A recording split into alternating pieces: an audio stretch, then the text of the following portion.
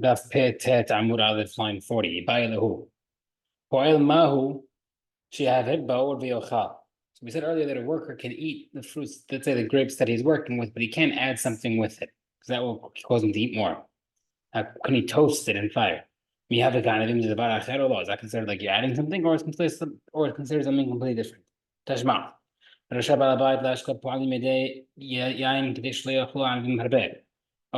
employer is allowed to give his workers wine so they become more full, so they don't eat so many grapes. On the other hand, the worker can dip their bread in brine, so they'll be able to eat more. So we see the workers are able to increase their appetite as long as they don't eat it with anything else. Maybe you'd be allowed to toast the grapes as well. Right? That's not a good proof. Why?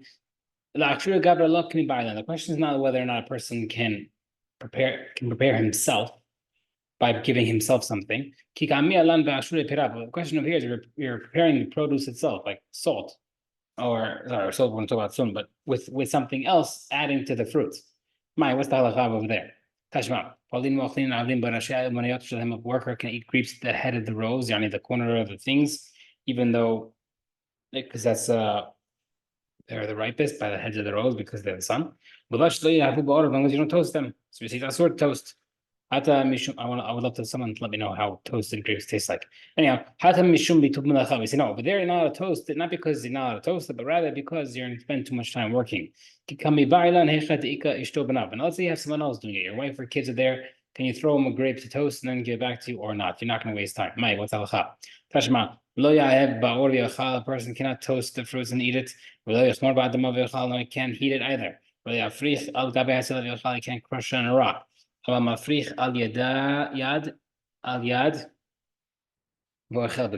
can crush it with his fingers.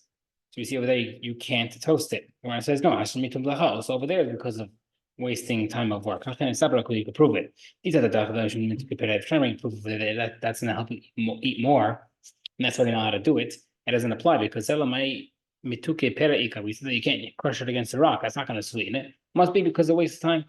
Where it says no, it's possible that when you crush it against the rock, it will sweeten. Not a good proof. Tashma. Workers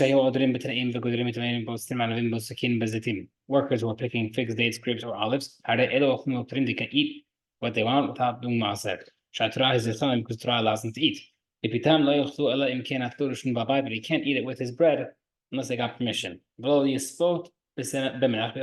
can't dip it in salt. So we see you can't toast, just like you can't put salt. Gemara says, the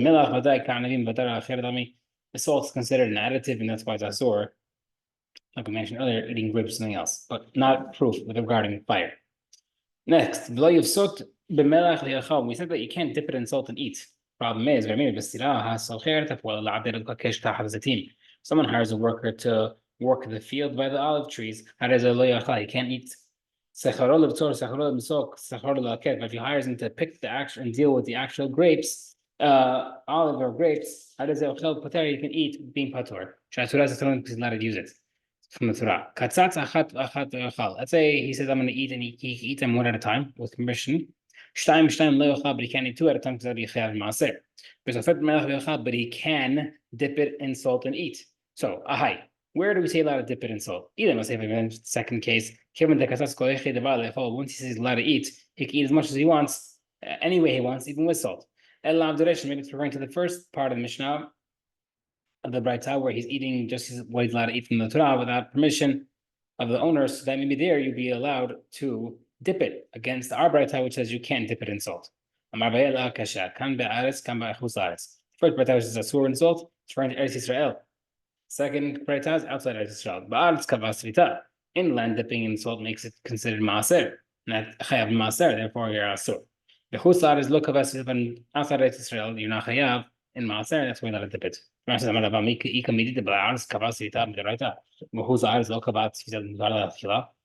Usually when we have an isur in one place outside, it won't be mutar l'chaschila, it'll be isur rabbanan, a gezerah. They'll never say such thing as the raita case in Eretz Israel and in the outside Eretz Israel be mutar outright. Never happens. It will be some type of geder, so it can't be. Okay. In Eretz Israel, outside Eretz Israel, dipping in salt does not make it Maser, one at a time. Tarti kavas v'taba, two does. That's now. If you say the employer says he's allowed to eat Ben Safat, Ben Slow Safat, Achad, Ochel, Shtaim, Loka. You can eat one at a time, but not two at a time. Lo Katzat, Lo Safat, if he does not make a condition to eat and he doesn't have, he's not tipping it, Ochel, Shtaim, you can eat two at a time. Safat, but if he dips, Achad, Ochel, Shtaim, Leocha, you can eat one at a time, but not two at a time. But Afagav, then the should be even if he doesn't receive permission to dip in salt, the it bill, the Hulu Maser, Bekavas Vita, to become Chayav and Maser, to become Tevel, and you need it to make maaser first, therefore you can eat it. Okay, the regards of the tartzi, the kavatz vitaminella. How do we know that dipping in salt two at a time makes you chayav in maaser, but one not? The Gemara says, Markra, Pasuk says, ki kibbesan ki amir gorna. You gather them on the threshing floor. Them, plural, more than one makes it chayav maaser. Okay, number one, parot hamira kasot batavua. You're muzzling your cows that are trampling on the grain. Or they're threshing truma maser. You're not chayav on them if you are muzzling them. Don't muzzle them. But if you do muzzle them in these scenarios, you're not chayav. But because it doesn't look good, you're seemingly making your animals work with food and you're not letting it eat. Therefore, bring some of the sat that if they're doing grain, bring some grain for them to eat. Bring some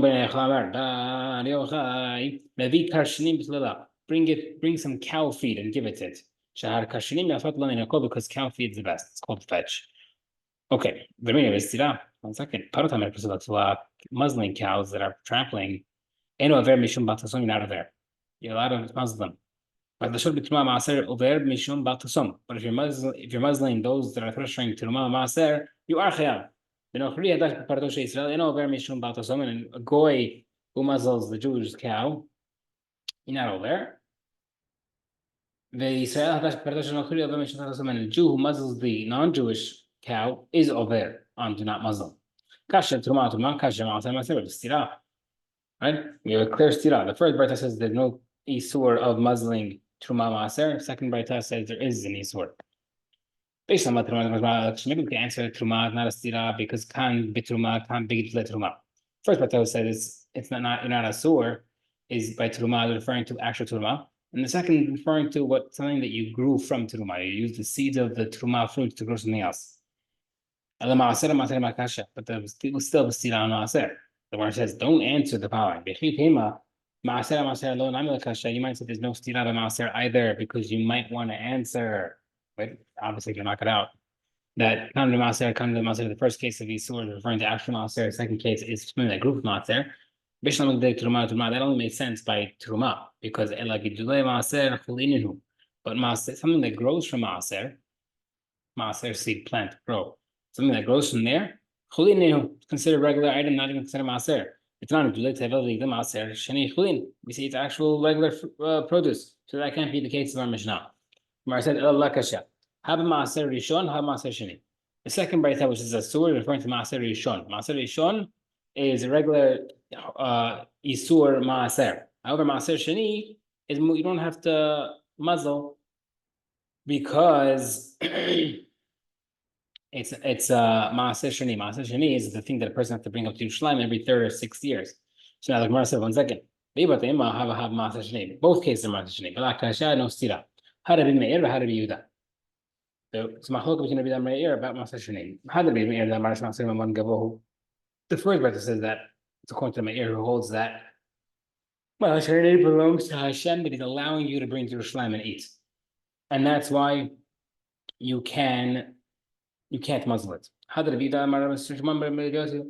The second opinion holds that it's belonging to the person, and therefore you can't muzzle it because it belongs to you, and therefore it has to eat. Now, 1 second.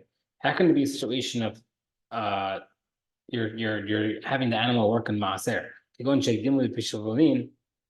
right? It has to be talking about a case where it was still inside the produce, because usually when you're in the threshing process, it's still before seeing the house or seeing the field, which would mean you wouldn't be having maaser. So how do you have a case of maaser? The answer is you're talking about when it was still in the ears and you were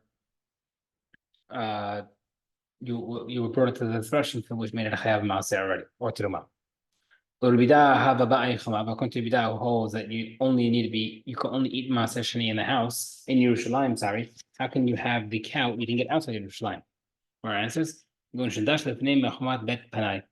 threshing the animal inside the outer walls of Yerushalayim, and that's why he's able to eat it there. The first part where you can't muzzle it is referring to actual maaser for sure. No maaser taken off. And the second part we said that you're not allowed to muzzle it is where you're not sure if it's maaser. It's maaser demai, which is basically safek if it was taken off. Right, okay. Also, now we do this beautiful answer, we can apply it to the Truma as well. First part says you're allowed to muzzle it is by actual Truma. Second part they're referring to Truma Demai. Safek. Makes sense by Maaser. 1 second. Maaser has a concept of Demai. Truma Demai Miika. Interesting as Truma Demai. But Tanya, we have a proof. Yochanan, the Kohen Gadol, said that there's no such thing as maaser regarding demai because if Yishlach L'chol Israel, he saw in the borders of Eretz Israel, they would only do Tumah G'dullah given to the Kohen, the Levi, Kohen, Tirumah, all the other Tumah weren't given. Therefore, he knocked out demai. No such thing as demai. So I said, okay, la kasha. Come b'tumah maaser vadai. Come maaser demai. First, Brayta we're saying the Asur is referring to maaser. That's definite. In the second case, okay. Regarding muzzling, we said, what if the animal is eating, but it has a stomach issue and it's having diarrhea? So now you still have to muzzle it, meaning why? If it's because you want it to eat because it's good for her, it's not good because it's in her stomach. Therefore, you should muzzle. Maybe you're muzzling, you're not allowed to muzzle because it's going to suffer because he sees the foods. But here it'll see it and it'll suffer. So therefore, you can't muzzle it. What's halacha? In